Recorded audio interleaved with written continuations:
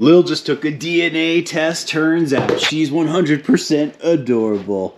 I think I was trying to sing Lizzo there, but I kind of screwed it up. So we have a lot of cats here on our farm. Specifically, we have 4 cats. Pablo Barn Cat, who's currently an indoor cat on medical leave. Lil Barn Cat, who's a retired barn cat who's now a full-time indoor house cat. Molly Barn Cat, aka Molly Murder Mittens, and Molly's daughter, Ginny Barn Cat. I will admit that all 4 cats look very similar, but really only Molly and Ginny are related. But oftentimes people will ask me about their cat breed and like where do they come from and all that stuff. And the answer is I honestly don't even know. All 4 cats were adopted and were either strays or from a semi-stray background. And so having breed information on them can be a little complicated, which is where these DNA tests are gonna come in. You know, a little while back, I actually did a video with my livestock guardian dog, Toby, where I gave him a DNA test. And the information that those tests give you are really interesting, both in terms of heritage as well as health issues. And since I've been so curious about this one for so long, I decided, why not give it a shot with my cats and give DNA tests to all 4 of my cats? So that's what we're doing in today's video. The process seems pretty straightforward. I have to get a swab and I have to activate and register online and then send the swab in. And then I imagine in a couple of weeks they will send me the information. Now ordinarily I would do this in a very haphazard fashion, but because I have 4 different cats and I want to keep each result related to each cat and I don't want to get them mixed up, I'm gonna have to be somewhat meticulous here.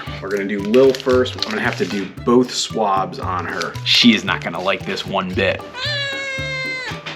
Hang on, I gotta get your DNA. This was much easier to do with Toby. Lil makes these noises like she's being tortured when she doesn't like what I'm doing to her. Hang on, I gotta get the second one. You know, I picked Lil because I thought she was gonna be the easiest cat to do this for. This is not gonna be an easy project. Now I'm supposed to let the swabs air dry. Now let's do Pablo. Okay, Pablo, I don't think you're gonna like this one bit, but unfortunately, I'm gonna just do this real quick. Let's do the second swab.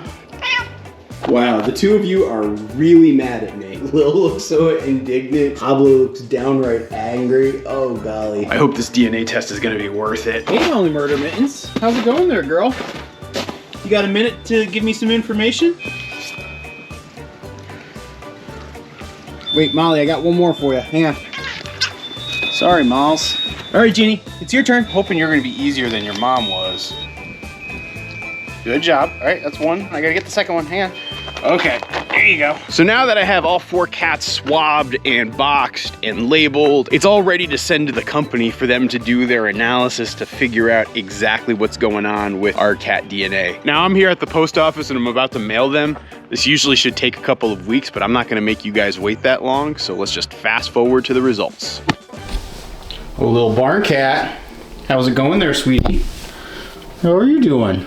Yeah, you're doing good? Got some really exciting news, sweetheart. The DNA test came back, and we have your results, as well as Molly's results, and Pablo's results, and Ginny's results. Are you ready to hear them? You don't care at all, do you? Yes, it is true. I have each of the cats' results right here on my phone. It took a few weeks, but we finally have them here. And I gotta say, it's pretty interesting to see what these reports each have for each of my cats. You know, I gotta admit, it's so cool to actually see what happens when you have random domestic cats like the ones that we have. Unlike our dogs, where we spent a lot of time and money trying to ensure that they had the proper pedigree, that they had generations and generations of dogs that had done the type of work that we needed them to do, as well as ensuring that they grew up on farms that were appropriate and set the stage for good puppy development. Meanwhile, when it comes to our barn cats, every single one of them was essentially a rescue situation. You know, Pablo Barn Cat was getting passed from owner to owner. Lil Barn Cat was part of a litter of kittens whose mother had been living in an abandoned house. And then Molly Barn Cat gave birth to a litter of kittens, and so we agreed to adopt both Molly and one of her kittens, which turned out to be little Ginny. And so all of the hard work from a genetic perspective with our dogs just doesn't manifest itself with our cats. But meanwhile, our cats, because of their feline instincts, are absolutely perfect at what they do for our farm. And when I look at these genetic reports, it's interesting to see just how the cards, genetically speaking, are shuffled and somewhat different for each cat. So how did our cats do? Well, let's start with Lil Barn Cat first. Are you ready for this, sweetie? You are not! So when it comes to Lil Barn Cat's ancestry, it turns out that the DNA company detected 6 different breeds of cat in Lil's DNA. 58% American domestic cat, 12% European domestic cat, 10% Maine Coon. You know, Maine Coons are the legendary monster cats, and apparently Lil Barn Cat is 10%. And you know, I will admit, I do kind of see that on her. You know, all of our barn cats would be considered short hair cats, but if you look at Lil Barn Cat, she actually has the longest fur of all of them, and she has like these strands of hair that kind of stick out from her main body. And I don't know, maybe we could attribute that to the Maine Coon. She also has 4% Siberian, which are those hypoallergenic cats, which maybe is why I don't have nearly as much trouble with Lil Barn Cat and my cat allergies as some of the other cats, which is probably just me deluding myself because I already feel this desperate urge to start scratching my nose right now. And then probably the funniest thing is Lil is 15% Scottish Fold. And Scottish Fold cats, I don't know if you're familiar with them, are weird looking cats, but you really can't see that in Lil. And so when you mash up all those genetics up together, you end up with Lil Barn Cat. I will say that the family trees that the DNA folks provide us are kind of iffy. And you'll find out a little bit more about that in a moment when I start talking about Molly and Ginny. As far as health characteristics go, Lil seems like she's in pretty darn good shape. They tested for 49 different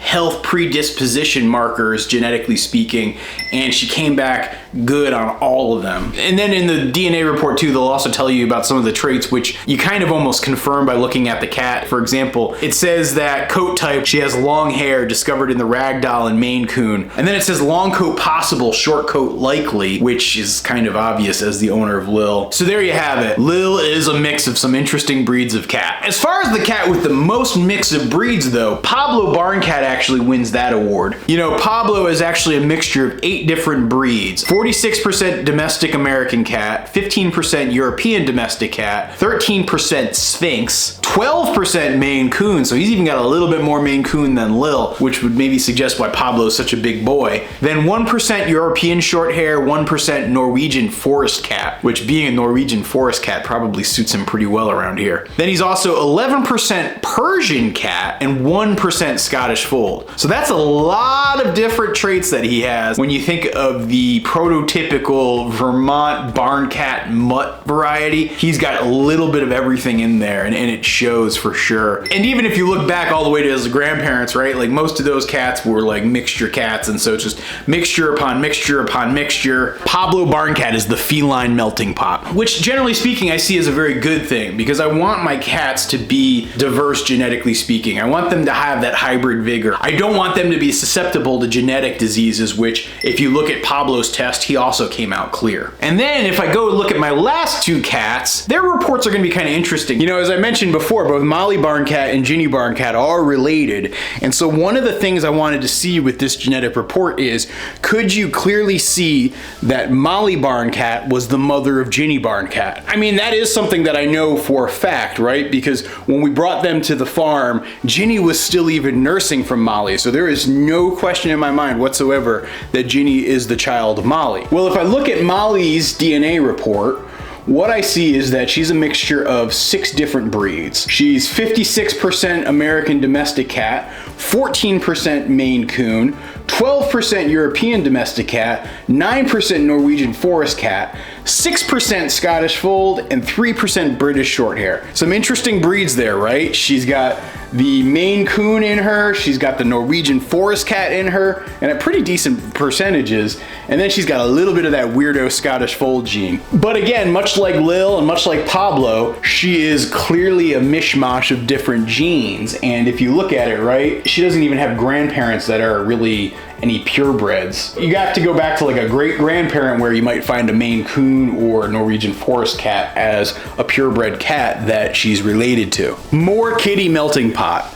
And as far as her genetic health markers, they turned out clear as well, so I can breathe a sigh of relief. But now what about her daughter, little Ginny Barn Cat? Well, if I look at Ginny's report, what I see is that there are 7 different breeds detected in Ginny's DNA, which would make sense, right? That means that she inherited those breeds from her mother, but then also got something from her father as well. And in case you're curious, I have no idea about her father whatsoever. I have no clue what his genetic history is. But the weird thing is, if I look at those 6 breeds, right, I see 60% American domestic cat, 12% Norwegian forest cat, 12% European domestic cat, 3% Sphinx, 3% European Shorthair, and only 2% Maine Coon, and then 8% Scottish Fold. So when you look at the DNA that Molly passed to Ginny, you can see the breeds show up, but it's varying percentages that get passed along to Ginny, because obviously it's not like it's a perfect mix and match. That's the genetic variability that happens. That's why 2 siblings are never exactly the same, genetically speaking, unless they're identical twins. And so you see some of the percentages from the father, as well as some of the percentages from Molly, showing up in little Jin Jin. Which is interesting too, right? Because Molly, genetically speaking, has a fair amount of Maine Coon in her. She was at like 14%, while Ginny barely has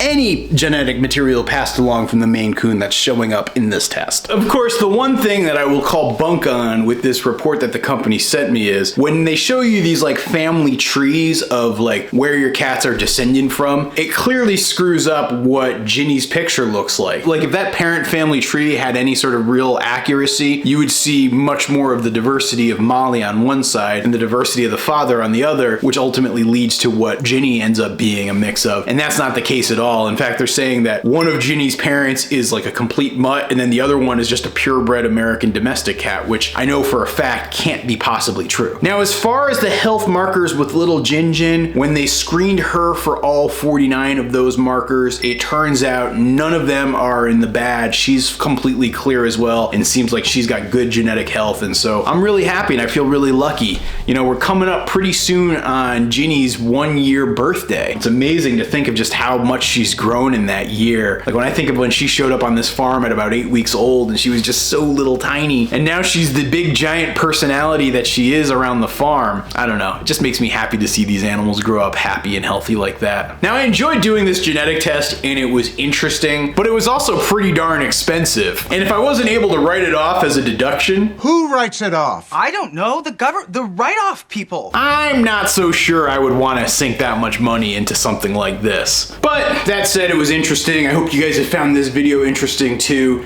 If you want to see Toby Dog's genetic testing, I'll leave a link for the video over here. And if you're interested in me doing a test like this for Abby Dog, let me know down in the comments and I might try to make something happen in the near future. Thanks for watching, everybody.